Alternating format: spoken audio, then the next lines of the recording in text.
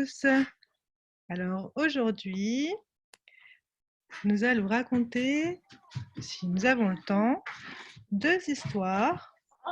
On va d'abord attendre que tous les enfants arrivent dans la réunion, comme ça, plus on est de fous, plus on rit. Et on va raconter, si on y arrive, 2 histoires aujourd'hui. Une histoire qui parle de poupées et une autre histoire qui raconte une chasse au tuk-tuk-tuk.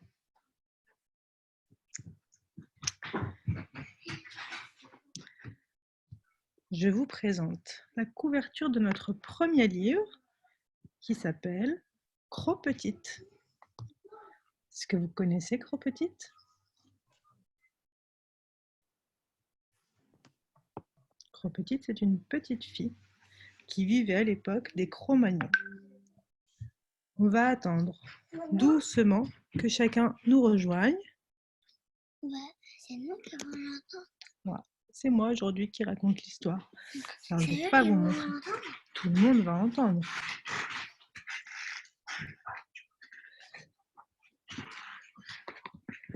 Voilà. Donc aujourd'hui, notre histoire s'appelle Cro-Petite. Et ensuite, si on a encore le temps, on va raconter la chasse. Élie, viens vite! On attend encore un petit peu que les gens nous rejoignent. Comme à l'école, on ne commence pas l'école tout de suite. On attend d'abord les copains. Asseyez-vous! Bonjour à tous les enfants. Donc aujourd'hui, Ça arrive, ça arrive. 2 histoires.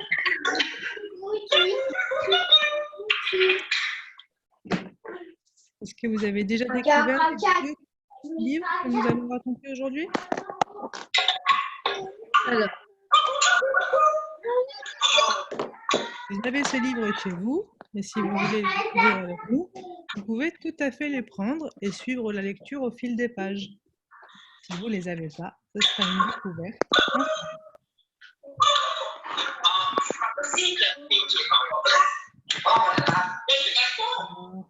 On a déjà 10 familles devant leur écran.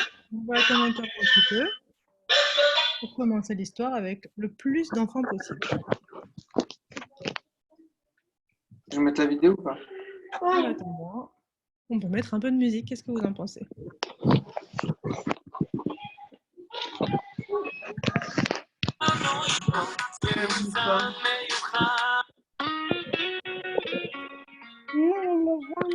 Est-ce que vous avez assisté au concert hier? Est-ce que vous avez écouté ces magnifiques chansons chantées avec Abraham David et ses enfants?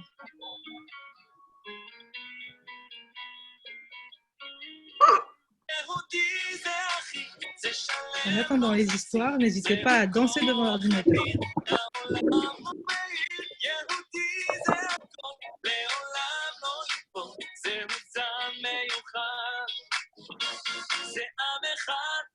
Bonjour à tous.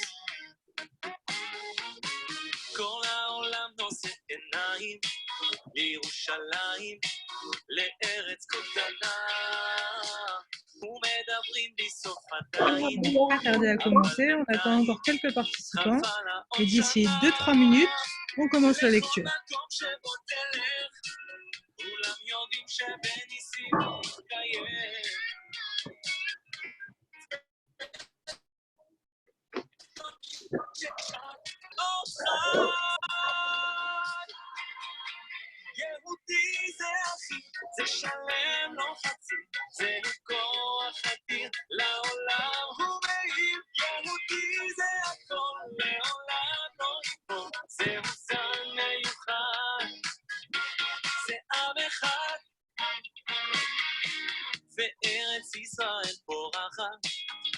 Est-ce que vous êtes tous prêts pour l'histoire d'aujourd'hui?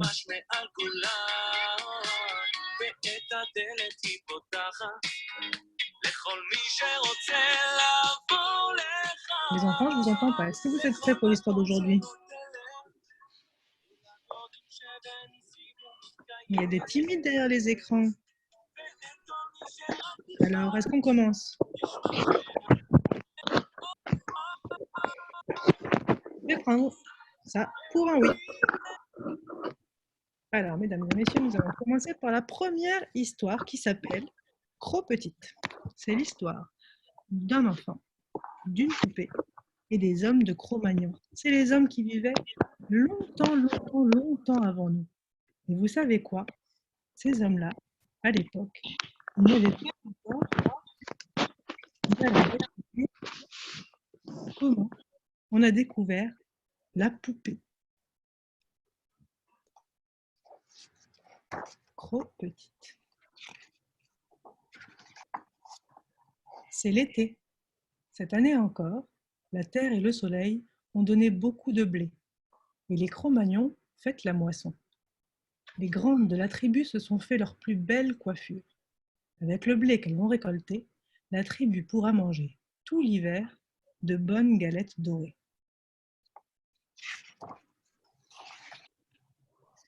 Cro-Petite est la plus petite des Cro-Magnons.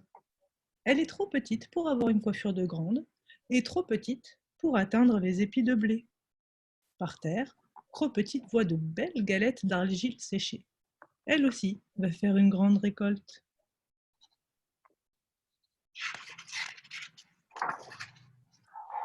Cro-Petite aimerait bien porter sa récolte sur la tête, comme les grandes, mais c'est trop difficile.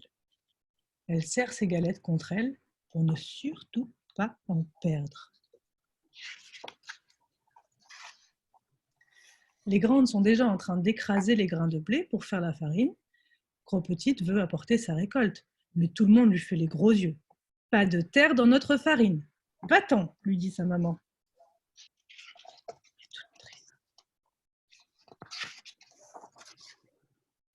Dans son coin, Cro-Petite fait comme les grandes. Elle concasse, mouille, patouille, pétrit, et ça fait une belle pâte molle. Elle roule un gros boudin, puis une boule bien ronde, on dirait une tête. Elle ajoute 2 cailloux bleus, et ça fait des yeux. On dirait vraiment un bébé maintenant. Du bout de son doigt, Cro-Petite dessine une bouche et des cheveux. Le bébé Pat sourit. Il a l'air content.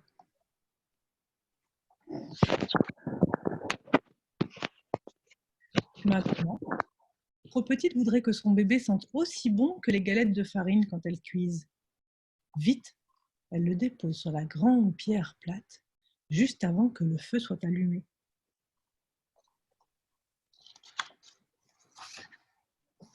Un peu plus tard, la grand-mère de Cro-Petite vient vérifier la cuisson. Elle retourne une galette, 2 galettes, 3 galettes, et tout à coup, que voit-elle? De la boue avec la nourriture. Elle se met très en colère. Et d'un coup de bâton, pousse le bébé Pat dans le feu. Cro-Petite reste cachée.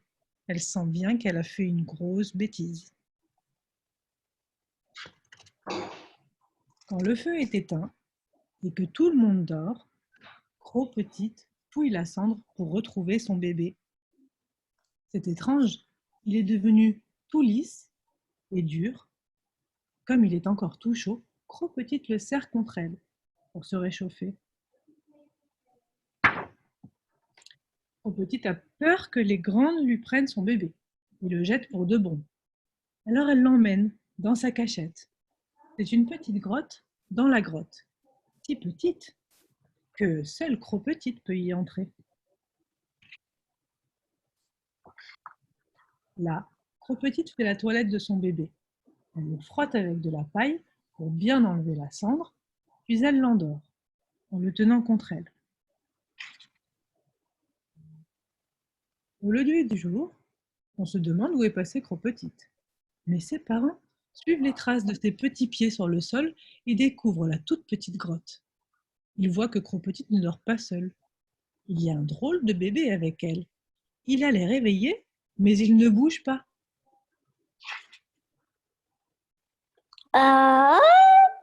Le papa de Cro-Petite n'a jamais vu ça. Un bébé tout dur et qui ne pleure pas. Il le sort délicatement. Papa, de la petite grotte pour le montrer à toute la tribu. Une agitation inhabituelle réveille Cro-Petite. Toute la tribu ne parle que de son bébé. Chacun veut le toucher, le tenir et lui ajouter quelque chose. Regarde, lui dit son papa, je lui ai fait des bras. Cro-Petite a bien expliqué à son papa comment elle avait fait pour fabriquer le bébé. C'est une grande découverte pour la tribu. Maintenant, les Cro-Magnons vont cuire beaucoup d'objets en terre sous la grande pierre plate. Ils trouvent que Cro-Petite n'est plus si petite et pour la première fois, sa maman lui fait une vraie coiffure de grande. Tout à l'heure, grand-mère tressera un petit lit de paille pour le bébé. Et voilà, c'est la fin de notre première histoire qui raconte comment on a inventé la poupée. On va passer à la deuxième lecture du jour qui s'appelle La chasse au tuk-tuk-tuk. Vous êtes prêts?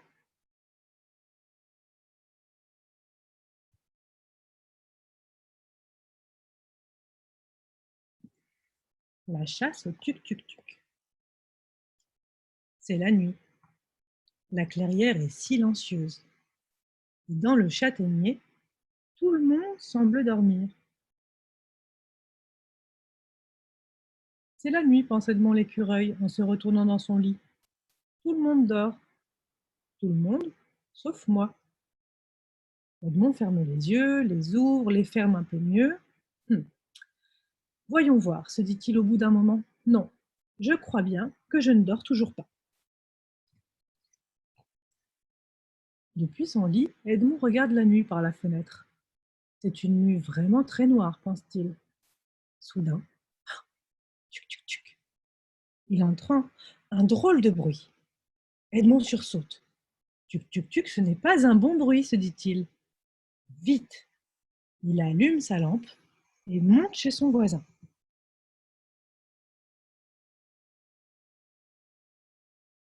C'est son voisin Georges Hibou. Georges Hibou ne dort pas. Il est en train de coudre un costume de dragon. J'ai entendu un terrible tuc-tuc-tuc, explique Edmond en tremblant. Je ne connais pas ce tuc-tuc-tuc, répond Georges, mais s'il est terrible, allons le capturer. Dans la nuit noire, les deux amis avancent à la lueur de leur lanterne. Edmond observe son ombre qui s'allonge sous la lune. Au moins, pense Edmond, devant le terrible tuc-tuc-tuc, j'aurais l'air d'un grand écureuil.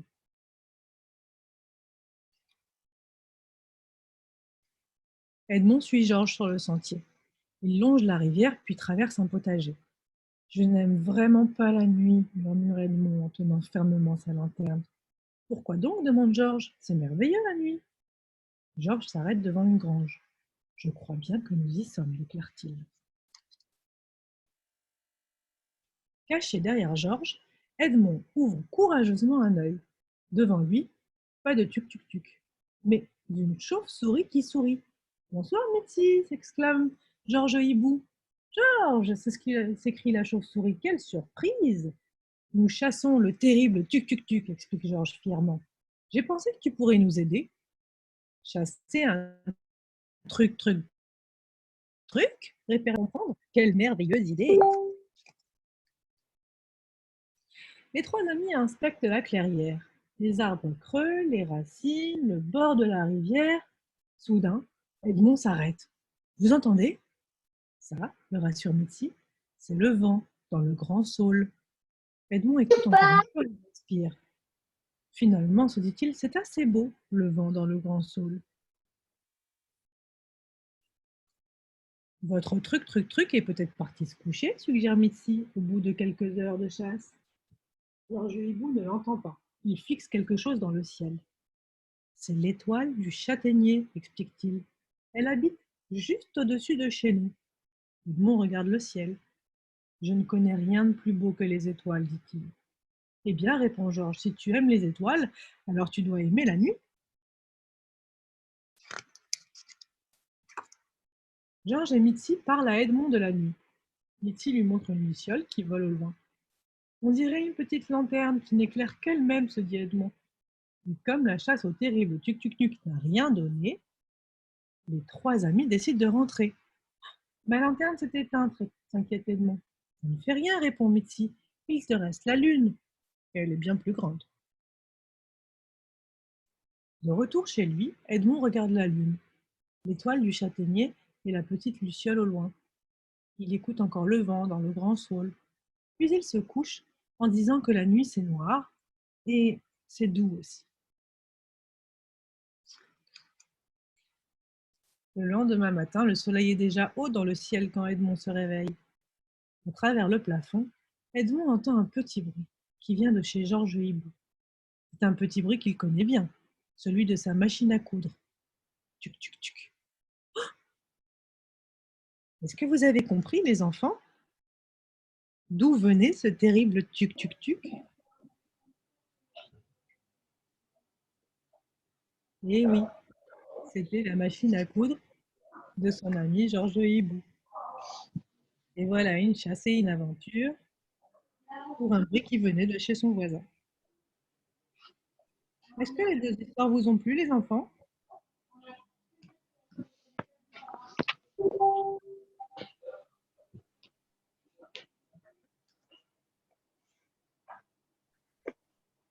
Alors voilà, j'espère que ces deux histoires vous ont plu.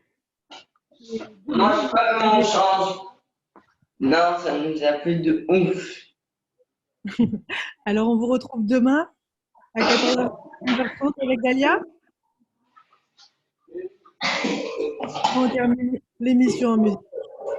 Merci Yael.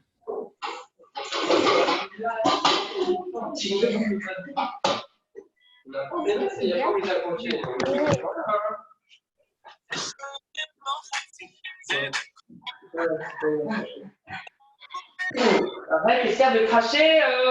C'est toi, arrête de Craché? C'est toi qui as